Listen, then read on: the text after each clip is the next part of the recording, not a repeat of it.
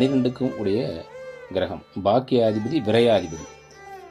இந்த 2 பலனை செய்யக்கூடிய குரு பகவான். ஆனால் குரு உட்காந்துருக்கிறது இப்போ 3ஆம் இடத்துல, முயற்சி ஸ்தானம். 3ஆம் இடத்தாதி பலமாக 3 லட்சரும் தோன்றும் கர்ணபூசணும் சூடி இருப்பான் சுகமாகன்னுவாங்க.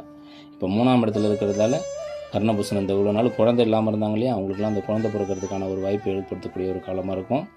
நிறைய முயற்சி பண்ணி தோல்வியில் இருந்திருப்பாங்க. சின்ன சின்ன விஷயங்கள்லாம் அவங்களாம் இப்போ பண்ணக்கூடிய முயற்சிகள் வெற்றி பெறக்கூடிய அமைப்புகள் இருக்கும்.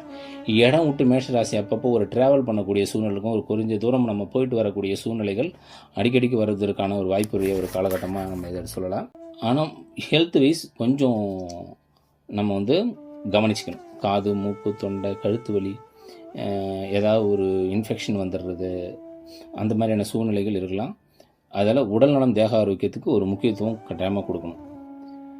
எந்த ஒரு முடிவு எடுக்கணும்னா ரொம்ப பொறுமையாக நிதானமாக அந்த முடிவுலாம் எடுக்கிறதுன்றது ரொம்ப முக்கியம். ரொம்ப அவசரப்படக்கூடாது. ஏன்னா முயற்சி ஸ்தானமாக இருந்தாலும் குரு இருக்கலே ஒரு வேளைக்கு ஒரு 5-6 முறை நம்மளை அலைய வச்சுருவாரு.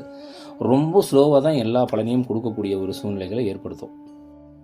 இப்போ குரு மேஷராசிக்கு 3ஆம் இடத்துலேருந்து 5ஆம் இடம், 7ஆம் இடம், 9ஆம் இடம், இந்த 3 இடத்த பார்வை பலன்கள் கொடுப்பாரு. 5ஆம் பார்வையாக துளாராசியை பார்ப்பாரு, 7ஆம் பார்வையாக தனுசு ராசியை பார்க்குறாரு, 9ஆம் பார்வையாக கும்பராசியை பார்ப்பார். சரிங்களா?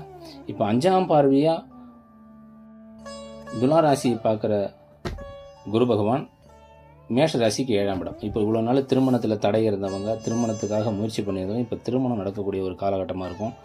பசங்க படிப்பு விஷயங்களில் ரொம்ப உயர் படிப்புலேயும் சரி, ஸ்கூல் லெவல் படிச்சுட்டு இருக்கவங்களும் சரி, நிறைய தடைகள் இருந்திருக்கலாம். இப்போ அதற்கான முன்னேற்றமான ஒரு காலகட்டமாக நம்ம சொல்லலாம். நிறைய நண்பர்கள், சிநேகிதர்கள் கூட சின்ன சின்ன கருத்து முரண்கள், பிரச்சனைகள்லாம் இருந்திருக்கும். அவங்கெல்லாம் இப்போ ஓரளவு சரியாகிறதுக்கான ஒரு சூழ்நிலைகள் இருக்கும்.